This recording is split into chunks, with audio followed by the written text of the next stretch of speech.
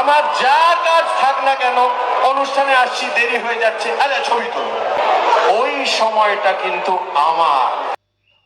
উনি কি বলেছেন তা তো বুঝতেই পারলাম, কি কথার জন্য সকলে ভীষণ রেগে আছেন ওনার উপর এবং বলছেন এই ধরনের ভাষা কোনো একজন শিল্পীর ব্যবহার করা উচিত না, সেটুকু তো বুঝলাম। সত্যি ভাষাটি কদর্য। কিন্তু চলুন একটু পিছন দিকে গিয়ে দেখে নিই ভাষাটি ব্যবহারের আগের ঘটনাটা যতটুকু পাওয়া গেছে এই ফুটেজে ঠিক কেমন ছিল।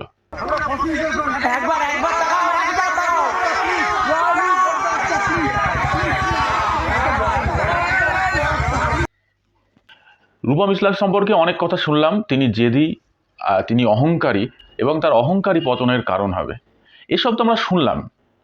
কিন্তু এই মাত্র যে ফুটেজটি আমরা দেখলাম সেখানে দেখছি অনবরত তাকে আরও একটু ফটো, আরেকটি ফটো, দাদা ফটো ফটো বলে তাকে বলা হচ্ছে। রূপমবাবুর অহংকার, জেদ এবং তার পতন হবে কি না হবে সেগুলো নিয়ে পরে আসছে। আপাতত বলবো আমাদের হাতে এই যে একটি মোবাইল ক্যামেরা আসার পরে আমরা নিজেদেরকে যেভাবে পরিবর্তন করেছি সেটা ঠিক কোন পর্যায়ে। অনেক ফুটেজ দেখি যেখানে দেখি হয়তো চোখের সামনে কোনো অপরাধ ঘটে যাচ্ছে এবং তার একটা ভিডিও তৈরি হচ্ছে, হয়তো কোথাও একটা অ্যাক্সিডেন্ট হচ্ছে সেখানে তার ভিডিও তৈরি হচ্ছে, হয়তো কেউ একজন জলে ডুবে যাচ্ছে কিন্তু যে ভিডিওগ্রাফার সে ভিডিও করে যাচ্ছে সে ফোনটি হাতে নিয়ে চিৎকার করছে বাঁচান বাঁচান বলে, তার বেশি নয়। সে ছুটে গিয়ে কাউকে একজন ডেকে আনতে পারে কিন্তু সেসব কিছু করছে না।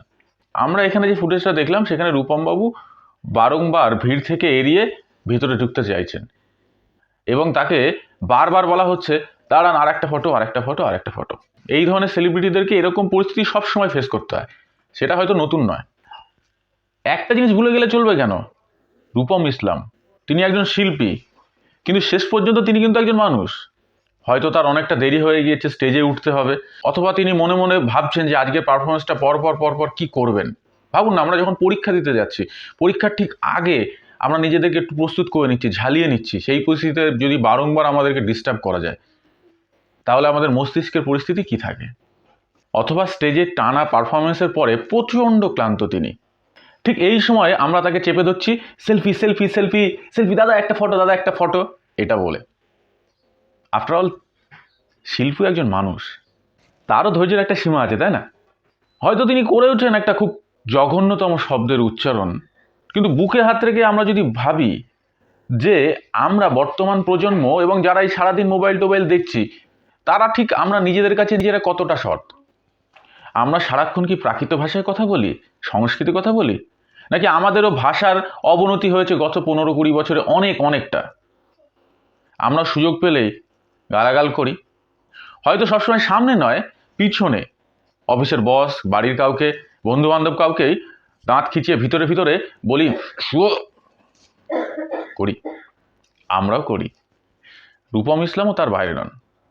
চলুন আর একটু দেখে নিই।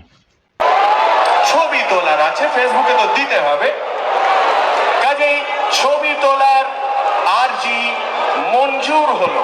আমার যা কাজ থাক না কেন অনুষ্ঠানে আসছি, দেরি হয়ে যাচ্ছে, আরে ছবি তোলো,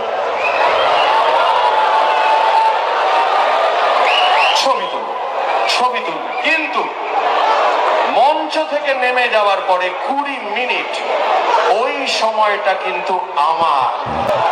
ওই সময় যদি ধারে কাছে ঘেঁষো, ওই সময়টাও আমার, ওই ভাষাটাও আমার। ওই 20 মিনিট, যে 20 মিনিটে আমি আমার দেহ থেকে যে নিঃশ্বাস মঞ্চে ফেলে গেছি সেই নিঃশ্বাসটুকু সঞ্চয় করে নেব, যাতে তারপরেই আবার ভ্যানিটি ভ্যান থেকে বেরিয়ে এসে হাসি মুখে পোজ দিতে পারি। তাই জন্যই দরকার ওইটা। আমি পার্সোনালি রূপম ইসলামের ফ্যান তো নই, বরঞ্চ আমি আজ পর্যন্ত ফসিলসের কোনো প্রোগ্রাম লাইভ দেখিনি, ওই 2-4টে গান আমার কানে শোনা আছে মাত্র। তাই আমার মনে হলো উনি যে কথাগুলো বলছেন এটা শুধু ওনার কথা না, ওনার মতো আর সমস্ত শিল্পীদের কথা। টানা পারফরমেন্সের পরে একটা কুলিং পিরিয়ডের তো প্রয়োজন হয়, তিনি শুধু সেই সময়টুকু চেয়ে নিচ্ছেন যে সময়টা উনি একান্তে স্টেজে তিনি যে নিজের জীবন পাত করে চিৎকার করে নিজের ভিতরে সমস্ত শক্তিটা নিংড়ে দিলেন, আবার যাতে সেই শক্তিটা সঞ্চয় করতে পারেন। কিন্তু আমরা যদি এভাবে সেলফি ফটোর জন্য চাপাচাপি করতে থাকি, কে জানে কোন দিন আবার হয়তো পশ্চিমবঙ্গ কেকের মতো আর একটা পরিস্থিতি দেখলো।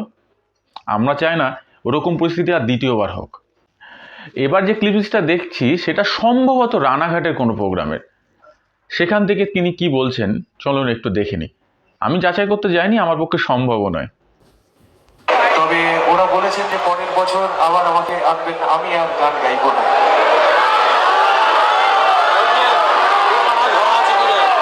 দেখুন, আপনাদের সমাজ খুব শিষ্ট সমাজ, এরকমই আপনারা থাকুন, কিন্তু আমি একজন রক শিল্পী, আমি আপনাদের এই ছাঁচে নিজেকে মেলাতে পারবো না, আমি এইভাবে বাঁচবো না, আমি এই সিস্টেমিতে আমি নেই। এবার যে কথাগুলো বলবো সেটা রূপম ইসলামবাবু আপনাকে।